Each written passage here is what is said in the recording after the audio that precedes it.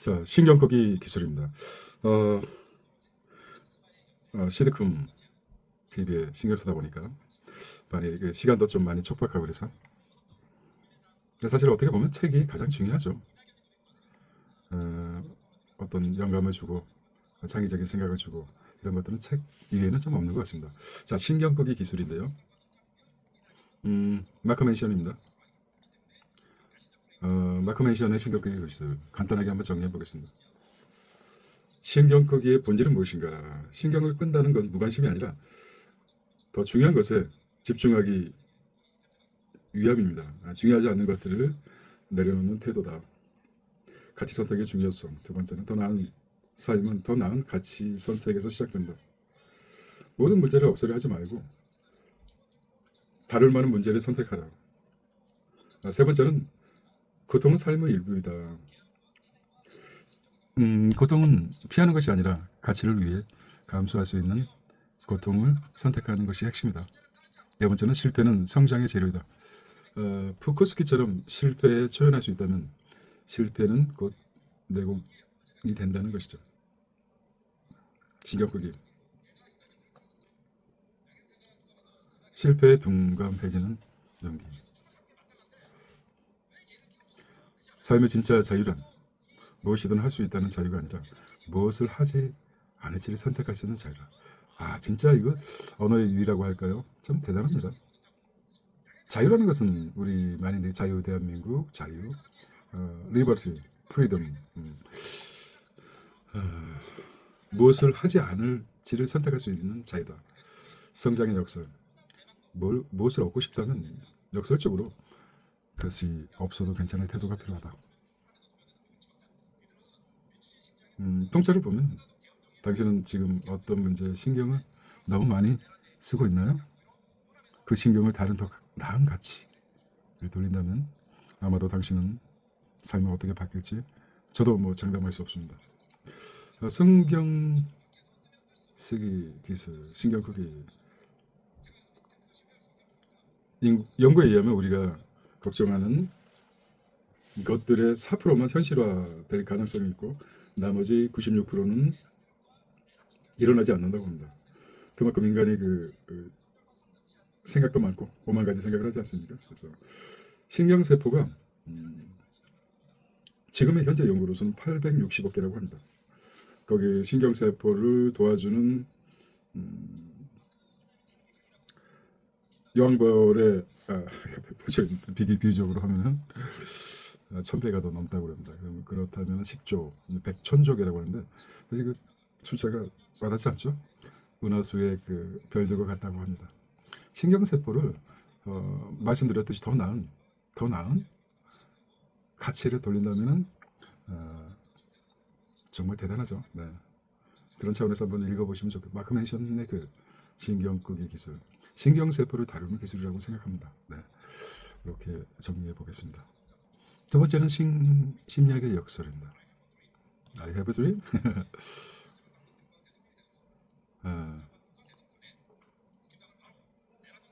주제는 나는 나를 얼마나 알고 있는가 라는 생각입니다. 이건 참 의미가 있는데요. 심리학의 역사. 새롭게 보면 볼수록 책이라는 게 이제 리뷰 차원에서 읽은 책인데요. 처음에 느꼈던 그런 책에서 주는 그 충격보다 두 번째는 좀 충격은 좀 덜하지만은 곱씹을 수 있죠. 그래서 자기 인식의 역설입니다. 강영식 작가는 첫 번째 그리고 네 번째 공개된 나도 알고 남도 아는 부분이죠. 두 번째는 맹목적인 자아라고 했습니다. 나는 모르고 남이 아는 부분. 아내가 바람 피우는 것은 세상 동네 사람 다 아는데 본인만 모르는 경우를 비유할 수 있겠죠. 맹목적인 자아. 세 번째 숨겨진 난 알고 남을 모르는 부분이죠. 숨겨진 자아. 내면의 자아를 표현할 수 있다고 생각합니다. 네 번째는 미지의 자아. 나도 남도 모르는 거. 이거는 저의 기준에 따지면은 내면의 자아죠.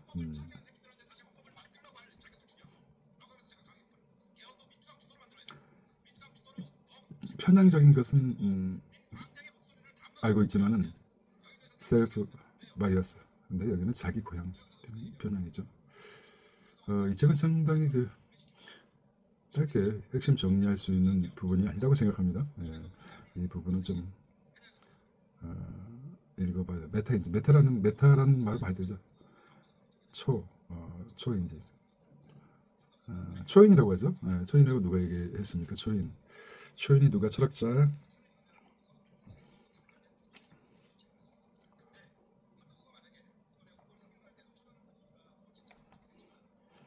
김야대 역사를 좀 읽어봐 보시기를 추천드립니다. 다음은 이제 부자의 독서법인데요. 음, 뒤늦게 이제 책하고 가까워졌는데요. 책을 읽는 사람은 왜 부자가 되는가? 시행 독서의 힘. 사실 책을만 읽는다고 부자가 되거나 돈을 많이 버는 거라든지 사고폭을 넓힌다고는 일괄적으로 말할 수 없지만 송숙희 작가는 이 책에서는 부자가 되는 법을 담겨 있다. 그러나 진짜 부자는 책을 통해 자신의 삶을 조율하고 습관을 바꾸고 행동을 바꾼다. 음, 거인의 엉덩이, 위대한 작가를 거인이라고 생각하고 거인의 질문하고 또 쓰면서 읽기도 하고 행동에 옮기는 게 중요하답니다. 이쪽에서 좀 충격적인 건데 실행을 좀 제시했죠. 1대 10대 100 법칙. 1시간 읽고 10분 정리하고 100시간을 실천하라. 이 말은 사유하라는 뜻이겠죠. 1시간 정리한다는 것은 신경세포, 뇌 신경세포 안에서 자리 잡을 수 있도록 사유하면서 자기 거를 만들라는 것이죠. 일부는 비판하면서 버리고 책에서 한 가지만 실천한다 그러면은 정말 거인이 되죠. 자이언트가 되죠. 정신적인 자이언트. 늘 이제 저는 이런 생각을 합니다. 인간은 어느 철학자가 얘기했죠. 인간이라는 자체는 신과 야수의 중간 단계다. 신과 야수. 진자처럼 왔다 갔다 하면서 어떤 면에서 인간은 어찌 보면 생각하는 사유하는 인간이기 때문에 신이라고도 얘기할 수 없습니다. 신은 어떤 상징적인 유토피아적인 존재고 야수는 정말 포유류의 극악이 아닙니까? 그래서 글씨를 왔다 갔다 하는데 도움을 받을 수 있는 게 내면의 자아죠. 내면의 자아와 대화를 할 수 있는 하고 또 요즘은 AI와 대화를 통해서 굉장히 발전한다. 그래서 저는 신 그리고 야수, AI 그리고 내면의 자아 그 중간에 서 있다고 생각합니다. 이 네 가지 균형된 어떤 구도하에서 물론 사각형 다이아몬드 같은 인생이지만은 육각형으로 될 수 있고 팔각형으로 될 수 있고 정말 수많은 나의 새로운 아이덴티티 뭐 21가지가 아니라 360개의 아이덴티티에서 인간으로서 이성적으로 지적으로 성장할 수 있는 그런 자아가 됐으면 하는 바람도 있습니다. 물론 뭐 저의 삶의 목표이기도 하고요. 네. 부자의 독서법을 이제 추천드립니다. 감정어입니다. 유선경 작가가 썼는데 굉장히 의미가 있어요. 여러 가지 이제 다 읽어드릴 수는 없고요. 또 이런 핵심 요약이 전부라고 할 수도 없기 때문에 감정에도 이름이 필요하다. 아주 새로운 시도죠. 마음의 언어를 찾아가는 게 우리는 감정이 획일적으로 얘기한다. 그나마 우리나라 사람들은 감정에 대해서 자유롭게 표현한다고 생각합니다. 그게 어떤 면에서 욕설이죠, 욕설. 우리나라 감정이 얼마나 더 넓은다는 게 이제 극적으로 표현한 게 욕설이죠. 여기 굉장히 발달됐죠. 음, 음, 네, 분화, 분노, 슬픔, 짜증, 수치심. 제가 이제 개인적인 그 직관을 따지면은 이런 생각이 들어요. 어찌 보면 우리나라 사람들의 그 전통적으로 이해하던 욕이라는 그 어떤 욕설 있지 않습니까? 무지하게 많습니다. 일본은 빠가야로, 미국 같은 경우는 단순하죠. 버큐라든지 그 메사노비치 이런 몇 개 안 되는데 우리는 상상할 수 없는 지역마다 색다른 언어, 그러니까 어떤 감정 표현을 잘하고 있다고 생각합니다. 그거를 감정을 줄이기 위해서 단순한 욕으로 통합됐는데 언어가 줄어들었다고 생각합니다. 폭삭 소가수다 뭐 이런 것도 있고 다양성을 넓히는 것은 언어의 어휘라고 생각한다. 그리고 어, 역도 한 문화라고 평가하시면 될 것 같습니다. 역도 진짜 감칠나게 한 사람도 있지 않습니까? 그래서 그런 생각에서 넘어갑니다. 네, 어른의 어휘력. 네, 똑같이 유성경 이 작가께서 좀 음, 유성경 작가 좀 어떻게 하죠? 어른의 어휘력 비슷한 그 테마 같기도 합니다. 예. 어른의 어휘력. 말은 성숙감의 흔적이자 관계 온도를 조절하는 힘이라고 얘기했습니다. 어른스럽다. 여기서 뭐 그냥 그렇다니까요. 우리가 쉽게 얘기하는 거. 뭐 좋은 말들은 많이 할수록 좋습니다. 하지만은 마음에 상처를 입거나 상대방 상처를 주는 말들을 했을 때 상대방이 받았던 그런 충격을 흡수하기 위해서 언어의 기술이죠. 그냥 그렇다니까요. 왜 그러세요? 그것도 다 이런 말로 바꿔서 하는 게 좋다는 거죠. 어떤 점이 마음에 걸렸는지는 말로 설명하기 어려워요. 뭐 이런 식으로 이런 그 이건 정말 그 핵심만 얘기한 거라서 말씀 참 좋은 글이라고 생각합니다. 언어의 어휘력에 그 활용할 수 있는 그런 능력. 이 책은 좀 가시 있다고 생각합니다. 네.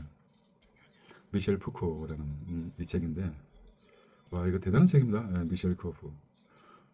굉장히 단순하게 읽었는데 철학의 정복자입니다. 미셸 코프가 어떤 굉장한 철학자 중의 왕이라고 할 수 있는 거 철학의 정복자입니다. 관계의 역사 1961년 읽고 싶으면 아직 읽지 못했습니다. 이 책은 감시와 처벌 그 다음에 말과 사물 성의 역사 그렇습니다. 성의 역사 푸코는 성이 억압된다는 일반적인 통념과 관리 자 마무리 통찰 인간은 비교적 세간에 고안된 개념이며 미래는 사라질 수 있는 존재다. 이걸 한번 읽어보겠습니다. 독자 권력의 속성에 속고 사는 것일까? 권력에 속아주는 것일까? 알 수 없어요. 푸코의 관점에 반하여 교정학 철학 정착에서 푸코의 이론은 등장한다. 마키아벨리의 군주론과 함께 다시 읽어본다면 융합 이론에 의해 나만의 세계가 보일 듯하다. 스티븐 호킹 박사의 말처럼 인간이 죽으면 인간 원자 자체가 소멸된다는 것이다. 21g 영화를 보았습니까? 영화일 뿐입니다. 과거 영과 위인을 현세에 기억하지만 그들은 한 줌의 재가 되어 역사 속에 침식증을 남길 뿐이다. 화석 같은 존재들이죠. 단지 우리 필요에 의해 그들이 소환해 버리다. 더도 덜도 아니다. 제가 쓴 글인데 통찰이 대단하죠. 죄송합니다. 지금은 이런 감정이 없어서 저도 감동합니다. 그래서 글이라는 것은 그 순간의 찰나적 순간의 통찰을 적어낸다는 게 의미가 있다고 생각합니다. 현재 지금 그대가 최고인 그렇죠. 우리가 엣지 있는 삶을 첨단을 살고 있는 것이죠. 그게 역사이다. 그것이 역사라고 얘기했습니다. 대단하지 않습니까? 누굽니까? 그렇죠. 혹시 아는가? 그대의 발자취에 탄복하여 눈물을 닦고 좌절의 눈물을 닦고 용기를 얻어 행복해질 수 있다면 그대는 이 인류라고 했습니다. 이게 중의적인 표현을 했나요? 이름에 큰 업적을 남길 것이다. 우리의 삶의 흔적에 비친 빅뱅처럼 무한한 우주에 퍼져 나갈 뿐이다. 이제 글을 쓰고 독자들이 받아들이는 그게 상당히 중요하죠. 후세 없던 상황까지 걱정하며 살죠. 그러니까 후세 사람들이 자기는 굉장히 자뻑해가지고 글을 썼는데 이게 이제 저 같은 아직 모질이들이 쓴 글입니다. 쓰고 나서 자기 스스로 만족하고 이게 행복이죠. 뭐 무슨 뭐 그런데도 불구하고 후세 사람들 선택하고 받아들이고 하면 옵션 상황까지 걱정하지 사지 말라. 현실에 만족과 현재의 만족을 가지라는 이런 말씀입니다. 지금 그대가 깨달음을 느꼈다면 한없이 눈물 샘에서 휴먼의 보석 같은 눈물이 이기심을 정화해 줄 수 있다면 편히 잠들라. 굉장히 어려운 말을 썼는데 참 이렇게 좀 정화되지 않은 근데 의미는 괜찮았던 것 같아요. 혹시 자다가 깨어나지 못해 아젠테나 보지 못하여도 그대는 인류 역사의 한 조각이 될 것이다. 그렇죠. 한 조각이죠. 소중하죠. 그렇게 인류는 역사는 삶은 이어질 것이다. 그래서 감사한 거죠. 눈 덮인 얇은 눈꺼풀 속에 서로는 세계를 허락한 심의 숙명을 허락한 인류의 시간을 멈춥니다. 이게 참 그래서 그렇습니다. 네, 감사합니다. 군주론입니다. 니콜로 마키아벨리 김은천 저자가 썼는데 스스로 이 책은 보는 각도에 따라서 여러 가지 그 해석이 나올 수 있습니다. 예. 미셸 코프의 철학과 그리고 호리의 다가온 위에 가진던 먼똥소라. 복합적으로 한번 정리해보자. 권력이란 무엇인가? 누가 어떻게 왜 권력을 행사하는가? 마키아벨리의 군주는 현실 정치의 내부함 속에 군주가 생존하고 질서를 유지하기 위해 어떤 도구와 전략을 써야 하는지 살펴합니다. 그는 도덕보다 결과를 중시하며 군주란 필요에 따라서 위선을 가장할 수 있다. 이게 지금 프로파간다처럼 근데 현재도 일어나고 있지 않습니까? 저는 진짜 심각합니다. 저는 현재 이것들이 일어나는 곳이 북한이라고 생각합니다. 김정은 정권. 김정은이란 독재자는 진짜 우리 민족, 북한하고 어찌 이 가까이 살고 있는 북한에서 일어난 일입니까? 그게 너무 안타깝습니다. 서독 동독이 통일된 이후에 반면 그래서 그거를 가장 가까이에서 있는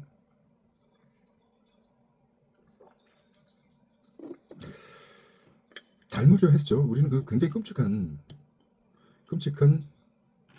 보통 그 무지막지한 그 쿠데타가 일어난 나라들은 국민의 그 인식 자체가 떨어집니다. 어떤 면에서 그 언어 능력도 없고 교육도 덜 받. 우리는 다르지 않습니까? 그 이런 문화적 환경에서 어떤 과거의 마키아벨리적인 어떤 독재를 꿈꿨다는 거, 군주론을 꿈꿨다는 거, 굉장히 그 어리석은 잣대였죠. 그래서 푸코는 반면 융합적 푸코의 권력론은 이런 전통적 관념을 해체합니다.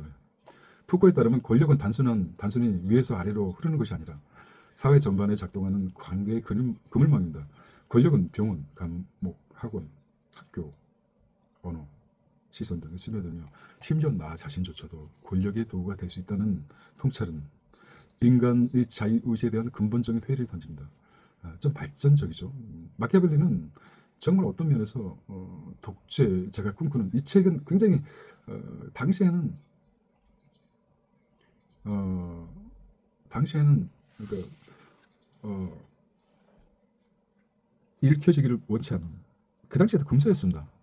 뒤늦게 이상하게 잘못 이해하는 그 어떤 스탈린이라든지 뭐 어떤 마오쩌둥이라든지 뭐 히틀러라든지 무솔린이라든지 이런 스탈린 이런 작자들이 잘못 오독해서 물론 그 다시 재조명 받고 있긴 하고 있습니다. 그래서 나는 권력에 저항하고 있는가 아니면 모르는 사이에 협력하고 있는가. 인간이 얼마나 그 나약한 줄 아십니까? 한 권력자 앞에서 비굴하게 왜인 줄 아십니까? 그 옆에서 인간 자체가 이럴 때 보면 야수 같습니다. 동물의 세계 같은 느낌입니다. 그들의 그들에게 인정을 받아서 조금이나마 떡고물을 많이 얻어먹기 위해서 경제에서 말하는 낙소 효과 중에 최첨단, 최상에 포함하고 싶어서 그런 거죠. 북한의 정권 유지하는 것도 무시막지하게 북한은 정권 유지에서 GDP 한 30% 이상은 권력자를 위해서 써야 된다고 합니다. 뭐 정확한 것은 아니지만 추정하는 것이죠. 나머지 국민들은 정말 헐벗고 비당원들은 그렇게 하고 있습니다. 그게 현실적으로 일어납니다. 공산주의 자체. 거기서 우리 민족 자체가 그렇게 김정은의 이런 세계가 굳이 뭐 400km도 안 되는 그 위치에서 공산 정권을 유지하고 있다는 최악의 독재 국가 아닙니까? 정말 그렇습니다. 그러니까 시간에 대해서 첫 번째는 이제 권력에 대해서 시간에 대해서 가장 귀한 자산, 가장 험한 자산이라고 하지 않았습니까? 돈보다 시간이 더 소중하다. 마키아벨리, 푸코, 호리에 죽음의 흔적, 위인인가, 인간의 존재, 구조 속의 자유 속의 구조. 권력은 언제나 우리 안에 있다. 시간은 돈보다 귀중하다. 역사는 살아있는 자기 것이다. 삶은 흔적이다. 마지막 질문을 한다면 이것만 하고 마무리 짓겠습니다.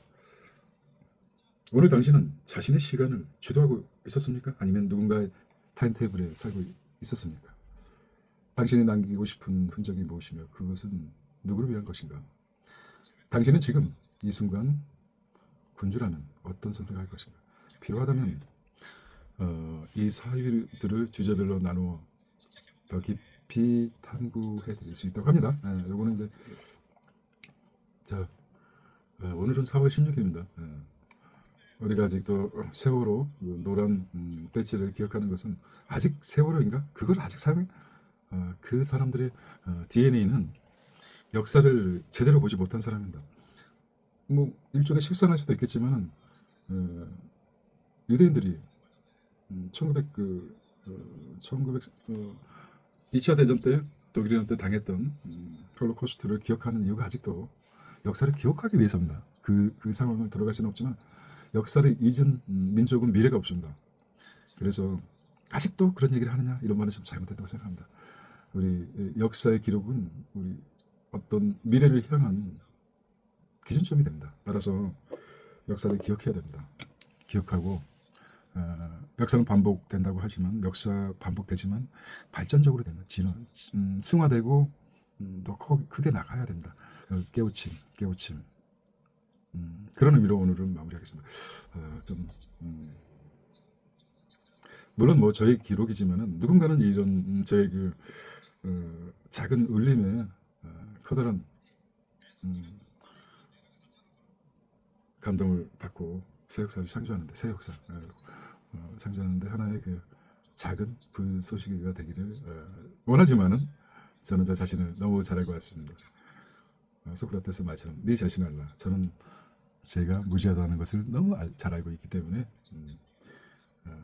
저의 타임 캡슐이지만은 1% 어떤 긍정의 힘, 이 글을 읽고 저 사람도 뭔가를 새로운 꿈꾸는데 그보다도 훨씬 나은 나는 얼마 더 유리한가 반면교사의 그런 시간이 됐으면 바랍니다. 자, 오늘은 4월 16일 4월 17일 이미 넘어갔네요. 책에게 길을 묻다 삼성이었습니다. 안녕.